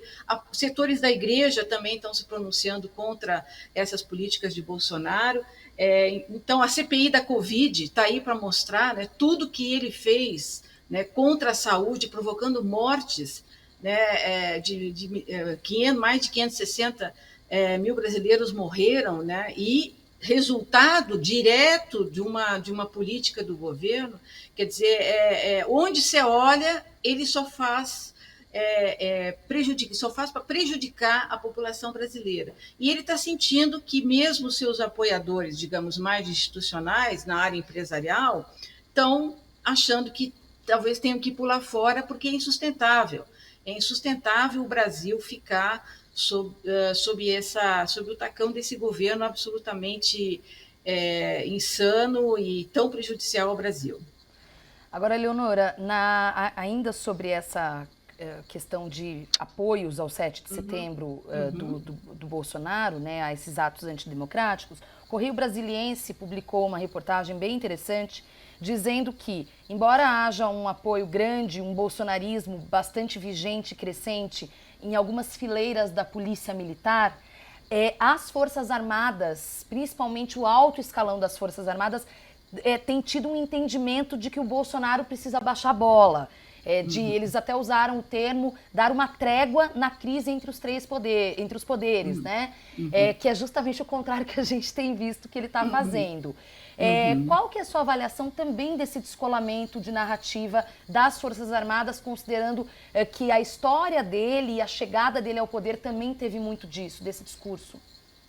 Eu não acho que haja uma crise entre os poderes, não existe isso. Existe um presidente que age contra a democracia, muito diferente. Não é que a gente tem o judiciário, o legislativo e o executivo se dividem. Não, é o presidente da República que está agindo cotidianamente contra a democracia e contra o Brasil. Ele é que provoca isso, ele que faz isso. Não tem como se colocar isso pesar isso nos outros, pelo contrário, os outros poderes, ainda que tardiamente, estão tomando algumas iniciativas, especialmente o judiciário, para tentar colocar limites no presidente, mas a gente sabe que ele age, né, como um líder fascista quase tradicional, quase pela literatura, ele age totalmente sem controle claro, fazendo as tarefas que quem o sustenta pede. Ele, às vezes, de forma muito, muito tumultuada. Os militares é um capítulo à parte aí, porque a gente sabe, há interpretações, há visões de que afirmam que o Bolsonaro é fruto de um movimento dos militares para voltar ao poder. E outros dizem que não, que o Bolsonaro surgiu e os militares, digamos, se associaram a ele nessa volta ao poder militar, né? E a gente sabe aqui dos milhares de postos importantes que estão sendo ocupados pelos militares, né? Um número muito maior que em plena ditadura. Então, os militares, a gente não tem muita clareza sobre qual é exatamente o papel que eles estão fazendo nesse momento. Claro que se houver um tumulto, se houver uma morte, se houver tiros em manifestações, se houver uma situação de caos, que é o que o Bolsonaro quer, talvez as Forças Armadas queiram aparecer como salvadoras da pátria, entre aspas, né? Então, talvez isso também auxilie aos militares no seu projeto de manutenção do poder, e a gente sabe que eles estão muito, estão com uma ideia, estão com uma imagem, né, muito deteriorada na sociedade, em razão da própria gestão da pandemia, no caso do Pazuello, que era um general da ativa, que conduziu da pior forma possível a pandemia. Então, eles estão vendo também a sua imagem deteriorada e talvez queiram sair melhor na foto, né? Então, as Forças Armadas são uma incógnita, embora todo mundo, os analistas digam que os riscos mais próximos, a base bolsonarista mais sólida, digamos assim, está nas polícias militares. De fato. Agora, Eleonora, muitos especialistas também afirmam que toda vez que Bolsonaro parte para cima, com ataques às instituições, ao Supremo Tribunal Federal, enfim, ao Estado Democrático de Direito, geralmente quando tem derrotas ou quando o seu governo se sente totalmente acuado sem apresentar nenhuma proposta. E dizem que é uma forma de tirar o foco para essa inércia, a incompetência de gerir a nação. Qual a tua avaliação sobre isso? É isso, eu acho que ele tenta forçar a barra, ir para o confronto. Ele está, como eu já disse, totalmente, cada vez mais isolado. Tem alguns núcleos, né, do agronegócio, do meio empresarial, mesmo de militares que o sustentam, mas a gente está vendo. A proposta dele, ele não tem proposta, a proposta dele é destruição. A proposta dele é uma privatização selvagem, é destruição de direitos, quer dizer, ele não quer construir, ele quer destruir tudo que está aqui. E a gente, como já falamos, quer dizer, ele tá enfrentando quedas, né, muito grandes de popularidade, inclusive aqui em São Paulo, a gente viu hoje, né, está vendo nesses últimos dias, né, inflação, desemprego, fome. Então, eu acho que a Covid, que não acabou, pelo contrário, a gente está vendo no caso do Rio como a situação ainda pode se complicar, e tem também o cerco que os filhos estão sofrendo, que pode indicar que ele também terá que pagar por tudo isso que ele está vendo na justiça. Sem dúvida. E, Eleonora, agora eu queria saber a sua avaliação sobre a contranarrativa, a narrativa de Bolsonaro, ou seja, qual a sua avaliação dos grupos antibolsonaristas, claro, né, que estão querendo aí uma mudança urgente, que estão lutando pelo impeachment, de ter sim batido o pé e mantido os atos conhecidos como grito dos excluídos, mas enfim, mantido essa resistência e essa marcação do 7 de setembro nas ruas? O grito dos excluídos é uma manifestação, né, histórica, que existe, acho que há décadas, né, geralmente acontece na Praça da Sé, em vários lugares, quer dizer, é uma manifestação, inclusive com apoio da Igreja Católica, de vários movimentos populares, é um movimento que é uma manifestação que está enraizada já nos movimentos populares. Essa manifestação que vai acontecer no Anhangabaú, e do Anhangabaú em São Paulo, que é para onde eu acho que os olhos se voltam, acho que precisa estar preparada para coibir as provocações, que é o que vai haver. Quer dizer, como eu disse, a história mostra que em momentos assim, quer dizer, os fascistas vão tentar, sim, fazer um tumulto. Então, acho que é preciso que os movimentos populares, os partidos, os sindicatos, quem está organizando essas manifestações, tenham consciência da necessidade muito grande de segurança, né, para não cair em provocação, não dar espaço para justificar atos de violência, ou para justificar, não, para abrir espaço para atos de violência que possam gerar o que o Bolsonaro quer, que eu falei no início, ele quer isso, ele quer violência. Sim, sem dúvida. Bom, infelizmente nosso tempo se esgotou aqui. Eu olhando para o meu colega, a gente sempre fica tendo que olhar o relógio. Será que dá mais uma, tal? Bom, de qualquer maneira, infelizmente o tempo esgotou, então eu quero agradecer demais Eleonora de Lucena, criadora e editora do site Tutameia, que apareceu aqui de novo aqui no Revista Brasil TVT, trazendo essa análise aí dos fatos. E como você muito bem pontuou, vamos estar cautelosos e vigilantes. Obrigada, Eleonora. Muito obrigada pelo convite. Valeu. Um abraço. Um abraço de vocês. E o Revista Brasil TVT vai para um brevíssimo intervalo e volta daqui a pouquinho.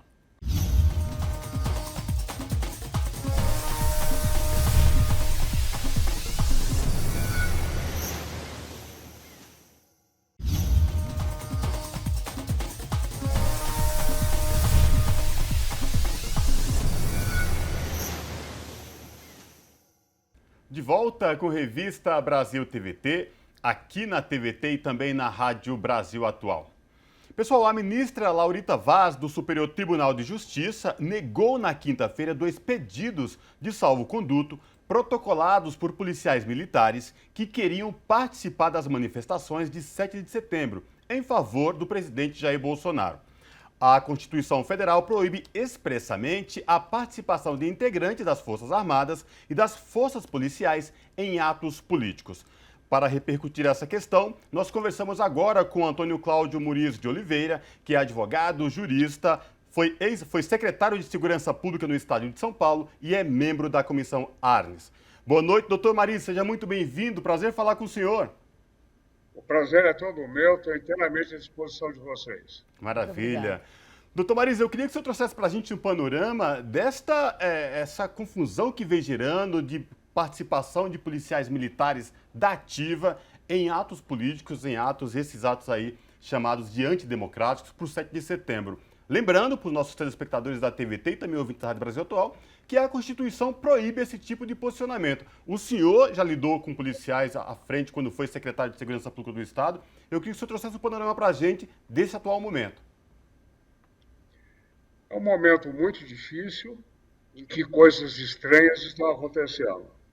E a repercussão de uma fala oficial é a causa dessas estranhezas que nós estamos assistindo. A fala oficial é uma fala que não tem respeitado as leis do país, a Constituição, não tem respeitado as instituições e, mais do que isso, tem pregado a desarmonia e a intolerância. Nessa medida, há repercussões desta fala. E essas repercussões, infelizmente, estão atingindo hoje forças policiais, como você bem disse, proibidos os seus integrantes de participar de manifestações políticas, mas estão, sim, se pronunciando. Tivemos um mau exemplo de um general que fez, 2 generais até, que fizeram pronunciamentos eminentemente políticos, e isso atinge a tropa do Exército, da Marinha, da Aeronáutica e das polícias militares. A Polícia Militar é a força auxiliar do Exército. A Polícia Militar tem por incumbência a segurança pública, a incolumidade das pessoas e, nesta medida, não pode participar de atos políticos. Ela não é uma força de governo. A força pública antiga, a atual Polícia Militar, é uma força de Estado, é uma polícia do Estado trabalhando em prol da sociedade, de modo que os seus integrantes têm que seguir as regras de disciplina e seguir e obedecer a hierarquia. Certo. Doutor, eu queria saber sobre a confusão ainda sobre esse tema, que é feita, talvez propositalmente, aí o senhor vai poder falar melhor para a gente, sobre a questão da liberdade de expressão ou liberdade de opinião. O que se diz muito é que eu sou um policial militar, hipoteticamente, tá? Não importa se é na ponta da cadeia de comando, se praça, se oficial, não importa.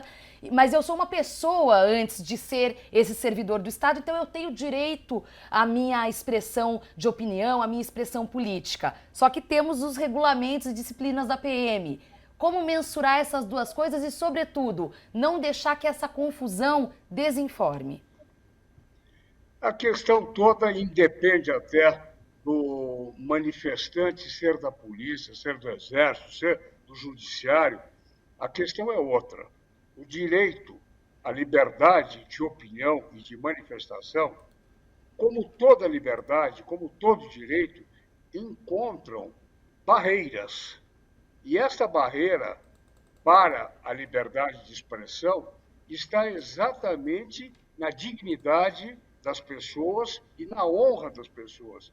Eu tenho opinião, eu posso expressá-la, desde que eu não atinja ninguém, desde que eu não atinja as instituições, desde que eu não atinja as pessoas, porque, do contrário, não será liberdade, será uma ação absolutamente fora de qualquer controle. A minha liberdade cessa no momento em que eu tenho que respeitar a sua dignidade e a sua honra. A minha liberdade cessa no momento em que eu tenho que respeitar as instituições do país, em que eu tenho que respeitar a Constituição, as leis e, mais do que isso, a paz e a harmonia social. Ninguém tem liberdade de ir à praça pública e pedir para o povo pegar em armas. Ninguém tem liberdade de ir à praça pública e dizer assim, vamos matar. Agora, o mau exemplo está sendo dado. O presidente da República fala que o povo tem que andar armado. O presidente da República diz que o povo não precisa comprar feijão. Então, é uma situação muito difícil e cumpre a nós, cidadãos conscientes, patrióticos, que querem esse país melhor, cumpre a nós resistir contra essa investida de intolerância, intolerância odienta, intolerância que vai nos levar ao caos se nada for feito. Os militares não podem sair às ruas e nenhum cidadão pode usar da liberdade de expressão para ofender outro cidadão ou para pedir a queda das instituições. Muito bom. Doutor Mariz, o senhor, como secretário de Segurança Pública, que já como foi do Estado de São Paulo, já lidou, né, com a PM, enfim, lidava com essa questão especificamente. Se lembra de ter visto algo, doutor Mariz, como vem acontecendo com as polícias e com o bolsonarismo nas corporações? Não, eu tenho 76 anos, não só não vi, como não imaginava ver. Eu jamais imaginei que eu pudesse assistir isto que eu estou assistindo no meu país. Nós queremos um país melhor, nós queremos um país justo, igualitário, pacífico. Nós estamos vendo uma onda exatamente ao contrário. A pregação do caos, a pregação da desarmonia, a pregação do ódio entre os irmãos brasileiros é algo que eu não imaginava e acho que ninguém da minha geração, nem a de vocês, imaginava assistir. Infelizmente, eu diria a vocês com toda emoção, não é? O Brasil não merecia isso. Nós não merecíamos isso. Agora, ainda sobre isso, doutor Mariz, qual que é a sua avaliação sobre esse estado de coisas que a gente está vivendo, a avaliação do senhor, e a história de uma formação bastante clara entre os bolsonaristas e entre a figura do Bolsonaro, de ver segurança pública como um inimigo a ser combatido. E aí você cria uma visão absolutamente deturpada do que seria a segurança pública e cria exatamente este policial, esse discurso na cabeça desse policial, desse inimigo a ser combatido, que hoje, no caso, é quem pensa diferente. Tem a ver isso na avaliação do senhor ou não? Eu acho que isso faz parte, eu não sei se de forma consciente ou não, isso faz parte de um plano, isso faz parte de... há uma coerência entre todas essas colocações, inclusive essa que você fez. Há uma coerência entre elas.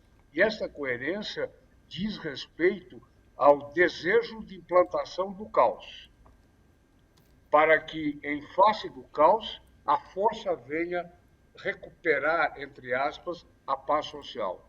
Isso já ocorreu na Alemanha de Hitler, isso ocorreu na Itália de Mussolini, na Rússia de Stalin. Não é um fato novo, é novo para o Brasil.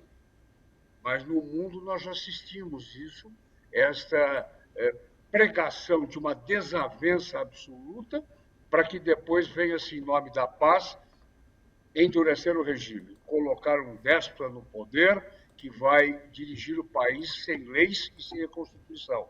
Vai fechar as instituições e vai ser o todo-poderoso. Nós estamos diante, de novo, de uma tentativa aqui no Brasil, a primeira, que eu me lembre, embora já tivéssemos rupturas no sistema político brasileiro, Getúlio Vargas, depois dos militares de 64, nós nunca tivemos a pregação do caos. Doutor Mariz, recentemente um comandante da Polícia de São Paulo teceu várias críticas, não só ao Supremo Tribunal Federal, como ao próprio governador do estado. Antes impossível, inimaginável, há 10, 15 anos. Como que o senhor encarou esse tipo de declaração de um comandante da ativa da Polícia Militar do Estado de São Paulo, doutor Mariz?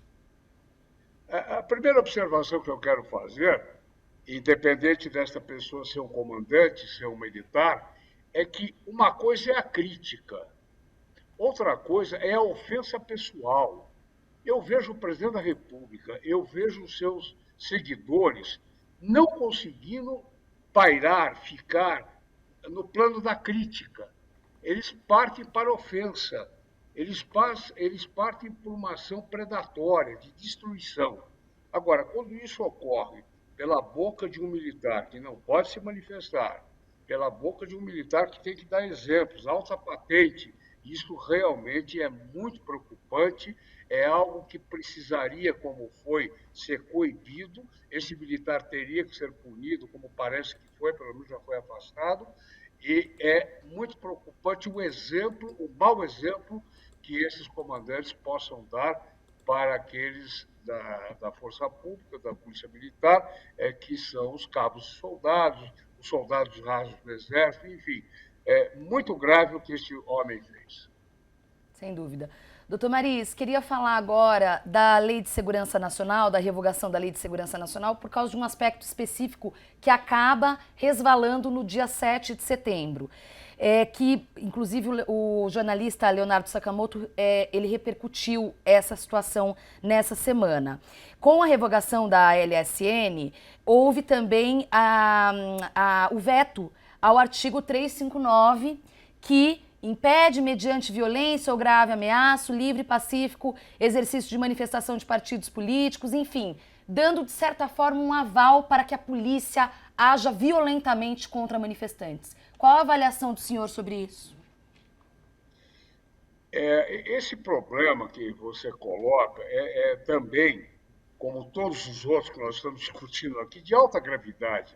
Primeiro, um problema inusitado, sui generis. Não se discutia isso antes. As forças eram regidas pela disciplina e pela hierarquia. Agora, no entanto, quando se transporta para a lei normas saudáveis, normas salutares, necessárias, o presidente da República as veta. E as veta por quê? As veta de forma coerente. Ele não quer disciplina. Ou melhor, ele quer a disciplina imposta por ele. Ele não quer uma disciplina sequer da lei. Ele vetou esse dispositivo, ele vetou o dispositivo das fake news, enfim, ele precisa ter sempre condições, ele imagina isso, de agir de forma desabrida, sem lei, sem barreiras. Ele e seus asseclas, o que quiserem fazer. De forma que esse veto dele tem toda a coerência com a sua linha de conduta. E é lamentável, e eu espero que o Congresso Nacional derrube os dois vetos, porque eles são nocivos, eles são prejudiciais à construção, eu diria até, de um país melhor. Muito bom.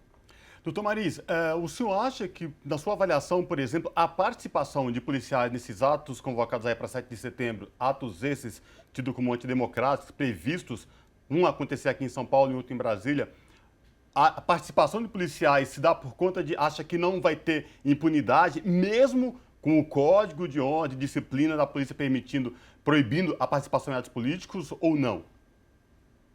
Eu acho, eu não sei se você me questiona a respeito do que eles acham, eles que vão para as ruas. Isso. Eu acho que eles não têm medo. Uhum. Eu acho que eles estão se sentindo seguros. Sim. O coronel deu esse mau exemplo, o presidente da República fala essas coisas, o general do Exército, um ou outro também falam isso ou aquilo. Agora, acho que eles serão punidos. Aqui em São Paulo, eu tenho certeza que eles serão punidos. Esses que desobedecerem essa determinação constitucional de não poderem participar de atos políticos. E eu quero, de novo, repetir o seguinte, não é só o policial, é o cidadão. Sim. O cidadão pode ir para as ruas, o cidadão tem direito de se manifestar, o cidadão não tem direito de pregar a violência. pregar o fechamento do Supremo Tribunal Federal, o fechamento do Congresso Nacional, a prisão de ministros do Supremo. Esse é o caos. Esta é a total desorganização que está sendo pregada oficialmente. Para isso não se tem direito nenhum. Para isso não há de se invocar, porque se fizer isso é mentira, é desonestidade, não há de se invocar norma constitucional, norma de direito, que permita que eu vá à sua porta, por exemplo, e comece a te ofender. Ah, eu tenho liberdade de expressão. Que história de liberdade de expressão é essa? E a sua liberdade, a sua dignidade, o seu direito à sua honra pessoal, à sua família, não é? Então, esse tal de liberdade, para todos os cidadãos, é algo que não pode ser utilizada, essa liberdade, além dos seus limites. E para os militares, com muito mais razão. Tá certo. Com isso, quero agradecer demais a participação do Dr. Antônio Cláudio Mariz de Oliveira, advogado, jurista, ex-secretário da Segurança Pública do Estado de São Paulo e membro da Comissão Arnes. Doutor, muito obrigada, prazer imenso falar com o senhor. Eu quero pedir desculpas pela veemência, mas é que o momento nos leva a isso, viu? Não, imagina, não tem problema, é isso. E eu me permito dizer, agradecendo vocês, que é a hora da indignação. Nós precisamos nos indignar da maneira que for. Nós não podemos ficar passivos. Muito bom. Perfeito. Obrigado, doutor Mariz. Abraço. Um abraço. Um grande abraço aos dois. Obrigado. Valeu. Até mais. Pessoal, chegamos ao momento cultural do Revista Brasil TVT com a participação do Colibri na quarentena. Hoje, ele conversa com a cantora e compositora Drica. Lembrando, o Colibri na quarentena vai ao ar a partir do meio-dia na Rádio Brasil Atual e no YouTube da TVT. Se liga só. Olá, pessoal da Revista Brasil TVT, salve, salve! Estamos aqui na quarentena com mais de 350 programas ouvindo artistas de todas as áreas. No programa de hoje, vamos falar com a cantora, compositora e rapper Drica Barbosa. Ela está lançando um novo single com o cantor Pélix, com um tema muito apropriado para os tempos de pandemia. Calma, respira. Uma conversa sobre parcerias, preconceito e racismo. O programa Colibri na Quarentena, você sabe, vai para o ar de segunda a sexta aqui na Rádio Brasil Atual, ao meio-dia, nos 98,9 FM e também no YouTube da TVT. Um abração a todos e roda Drica! Sim, vixe Maria, né? A gente começa lá de trás, né? A partir do momento que alguém fala, não, mas o racismo já passou, não existe. Primeiro que desde a abolição a gente não teve uma reparação, né? O povo escravizado não teve nenhum tipo de estrutura para sobreviver pós-escravidão. E a minha família, as nossas famílias pretas, elas vêm de lá. A gente é parte dessas gerações que foram vindo de pessoas escravizadas. Então, a gente não tem nenhum tipo de herança, por exemplo, né? Então, a gente é a maioria preto no Brasil, preto e pardo, e a maioria pobre, a maioria que está nas periferias, não por escolha, mas porque não tem de fato, direitos atendidos, inclusive de saneamento, por exemplo, que a gente vê vários casos acontecendo. A gente não tem uma estrutura que nos acolha como outras pessoas têm, como as pessoas brancas têm em suas famílias e nas suas estruturas, inclusive de educação, né? A gente pode tocar nesse assunto também. Então, o negro brasileiro, e no mundo, mas tratando aqui do Brasil, né? O negro, ele encontra desigualdade em tudo, em todas as áreas, em todos os momentos. A gente entra num espaço que é um espaço que não nos recebe bem, como um mercado, por exemplo, como uma loja, como... Enfim, qualquer lugar que... Eu posso dizer até por experiência própria, obviamente, qualquer lugar que eu entre. Eu entrando ali, as pessoas me veem como uma pessoa negra entrando. Precisava essa denominação, por exemplo? Não, eu sou uma pessoa entrando naquele estabelecimento. Mas já vão fazer uma análise de qual é a roupa que eu estou vestindo, se tem possibilidade de eu furtar alguma coisa, né? Porque a gente sabe que isso acontece muito, infelizmente, porque as pessoas não têm emprego, não têm acesso à educação, consequentemente não têm acesso de fato ao emprego, consequentemente não tem como ter uma renda para que não precise furtar. A gente começa, né, falando disso, para entender essa estrutura. Então, existe toda uma estrutura que nos coloca num espaço desigual. Tudo é totalmente desigual. E, artisticamente, isso também acontece dentro da indústria, inclusive. né? A gente, quantos artistas pretos a gente vê nos line-ups? Inclusive dentro dos gêneros pretos de música, né? Então, inclusive dentro do rap, a gente vê muito essa desigualdade, né? De mais artistas brancos, enfim, presentes em grandes espaços, em line-ups, em festivais, num lugar de protagonismo, e os artistas pretos não. Então, existe muito que mudar ainda. O racismo está em todo lugar, é só você olhar à sua volta, se alguém ainda duvida que acontece. Você encontra vários relatos, vários vídeos de violência, inclusive também policial, né? Infelizmente, a gente acompanha muito. E para você ser violentado como negro no Brasil, basta ser negro. Então é isso, não tem muito o que argumentar contra isso, porque é isso, o país é racista.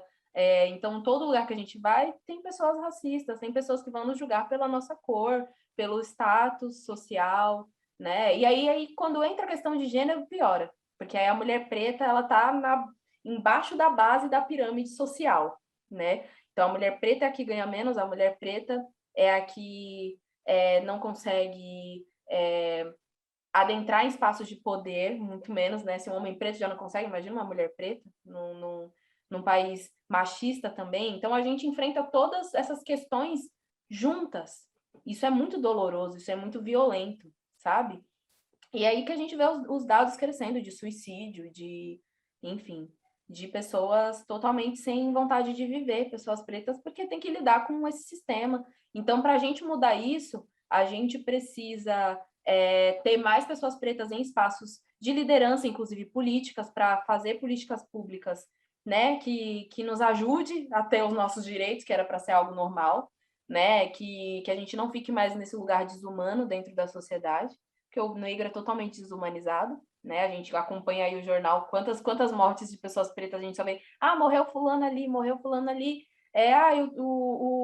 sei lá, aconteceu alguma coisa, alguém estava portando, né, drogas, o traficante, aí quando é uma pessoa branca, tipo, estudante da faculdade tal, estava carregando, sei lá, trocentos quilos, tudo isso a gente vê que é para montar um imaginário da pessoa preta como alguém ruim, como alguém do mal, como alguém violento, bruto, ruim, que você não quer perto de você.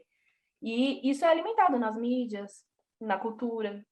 É isso, sabe? O Brasil é isso, infelizmente. Então, por isso que eu uso da minha arte para denunciar todas essas coisas. Eu acho que o nosso papel como artista é muito importante nisso, porque a gente alcança grandes massas, né? Grandes públicos, e a gente pode levar esse salve para as pessoas. É um conhecimento que a gente está passando, tipo, poxa, você já olhou ao redor aí na faculdade que você estuda? Quantos pretos tem na sua sala? Quantos professores pretos você tem? E quantas pessoas estão, né, em cargos mais baixos, vamos dizer assim, dentro da empresa que você trabalha? Elas são brancas ou elas são negras? É simples, cara, é só você olhar ao seu redor. Isso tudo por conta dessa estrutura desigual, né? Então, a gente tem que lutar muito. Eu acho que tudo também parte dessas políticas públicas, vai ser muito, muito essencial que isso mude. E a gente tem, né, e ainda bem que temos mais vereadores, deputados pretos ali presentes, escolhendo ali também por nós, né, nos ajudando a movimentar. Mas falta muito. Olha aí o presidente que a gente tem. O cara que zomba dos nossos problemas, das violências. Enquanto isso, tem gente preta morrendo em cada 10 segundos no nosso país, por ser preta. Enfim, é bem complicado até de falar sobre, dá até um negócio. E como que dá para ficar calmo nessa hora? Calma e respirar. Cara, como que fica calmo, exatamente. A minha por pergunta isso que a arte é cura, a gente fala que a arte é cura por isso. Porque aqui você está querendo os rê, lembra que você falou para fazer umas rimas com rê? Tem a revolta, que é muito grande. Revolta é bom. Eu quero, então, em contrapartida, como é que eu me mantenho com o mínimo de força para lutar contra essas paradas? Eu preciso me cuidar, cara, eu preciso ter o mínimo de sanidade para ter estratégia. A gente precisa ser estratégico para sobreviver nesse sistema. Totalmente estratégico.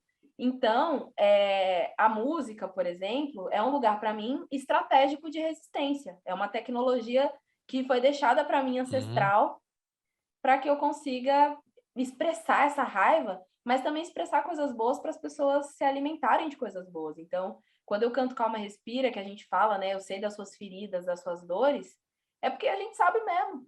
A gente sabe que a gente passa coisas muito parecidas, o povo preto sofre violências muito, muito, muito parecidas, né, do mesmo sistema. Então, quando a gente fala calma, respira, cara, você é humano. Você precisa encontrar um ponto de paz aí no teu dia, um sorriso de alguém que você ama, tá ligado? Um chazinho no meio da tarde. Alguma coisa a gente tem que encontrar para ter um respiro, porque senão a gente não vive, a gente adoece mentalmente, fisicamente, morre e tudo continua do mesmo jeito. Calma, amor. Tem dias que a gente não tá bem. Eu acordei pensando em nós e em tudo que a gente viveu. Calma, amor, calma, amor, calma, amor. Tem dias que a gente não tá bem. Eu acordei pensando em nós, pensando em nós, em tudo que a gente viveu. É isso aí. Maiores que as nossas feridas, problemas vêm e vão na vida, são pequenos pra nossa alegria, que renasce em nós todo dia. Eu sinto essa sua agonia, das dores que nos silenciam, mas calma, respira, tem algo maior que nos guia. Tantas pedras no caminhar, barreiras e tanta pressão, mas vejo a luz no teu olhar, enquanto segura minha mão. Tantas pedras no caminhar, barreiras e tanta pressão, mas vejo a luz no teu olhar, enquanto segura minha mão.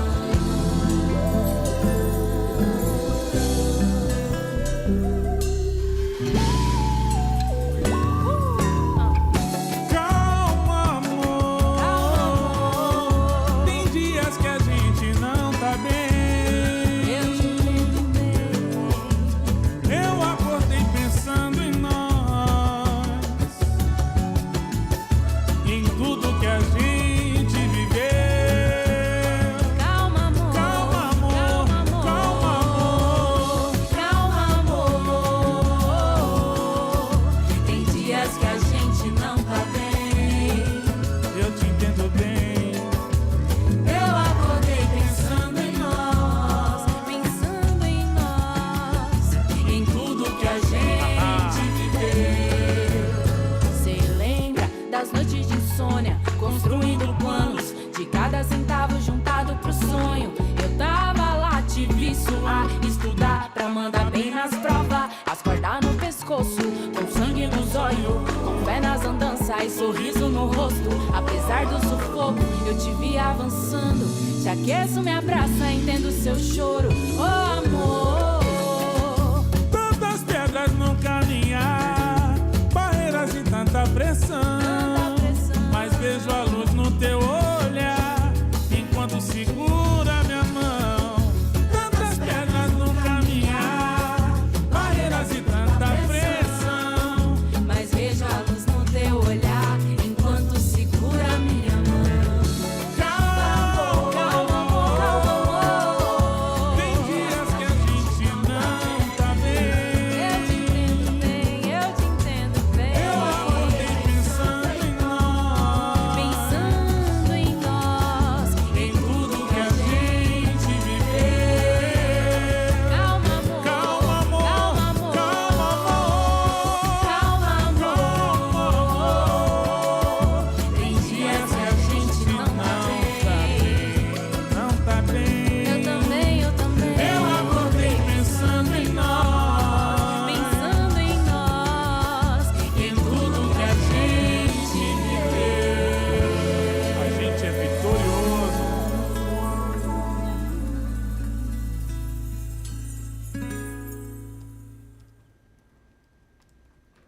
Com esse clipe maravilhoso da Drica Barbosa e o Péricles, a gente encerra esta edição do Revista Brasil TVT e antes de me despedir de você aí em casa, agradecendo pela sua audiência, agradecer a minha companheira de bancada, Maria Tereza. Obrigado, Maria Tereza. Muito obrigada, Cosmo. Obrigada a todos e todas que nos acompanharam em mais esse domingo aqui no Revista Brasil TVT. E eu quero pedir licença só para dedicar o programa de hoje à memória do ator Sérgio Manberti, pessoa pública, coerente, que vai deixar saudade num mundo bicudo onde a gente está vivendo, onde a gente tem precisado tanto de resistência e de afeto. E essas duas coisas Manberti sabia muito bem.